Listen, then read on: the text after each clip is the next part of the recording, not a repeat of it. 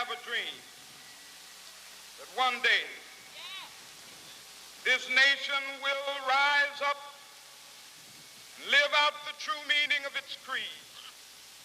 We hold these truths to be self-evident, that all men are created equal. Martin Luther King Jr. was born on January 15, 1929, and graduated as the valedictorian of Crozier Theological Seminary in 1951. King became pastor of a Baptist church in Montgomery, Alabama, and later completed his Ph.D. Martin Luther King was a religious man. He was a pastor. He looked at racism and all of the so-called separate but equal laws and the terrible treatment of people of color in the United States. And he said, this is absolutely wrong. This is against God's will. This is not recognizing the dignity of peoples. And he made us all face that in very powerful ways. On the eve of Rosa Parks' refusal to move to the back of a city bus in 1955, King was chosen to lead a citywide bus boycott. 2 years later, King and a group of civil rights activists formed the Southern Christian Leadership Conference to conduct nonviolent protests for civil rights. When Martin Luther King led the Alabama boycott, that was a major turning point in the fight for civil rights. What you saw was people who had been fractionized coming together as one, walking together with others joining the fight. This was when people, America, the world, stood up and said, whoa, what are we looking at here? An amazing time. Inspired by Gandhi's activism, King worked with the SCLC to organize black voters and civil rights protests. In 1963, King was arrested at a march in Alabama. During his prison time, King wrote a rebuttal to an article denouncing his methods.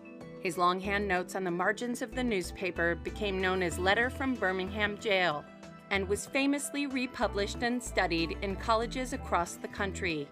Martin Luther King was a man of God who believed that that calling necessitated social change in the present, and he put his life on the line for that calling. Free at last! Free at last!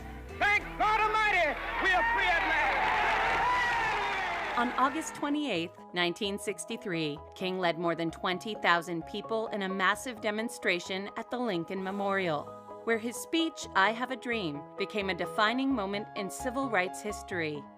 Through his work, King helped pass the Civil Rights Act of 1964 and received the Nobel Peace Prize that same year. Martin Luther King, according to Time in 1963, personified the civil rights movement.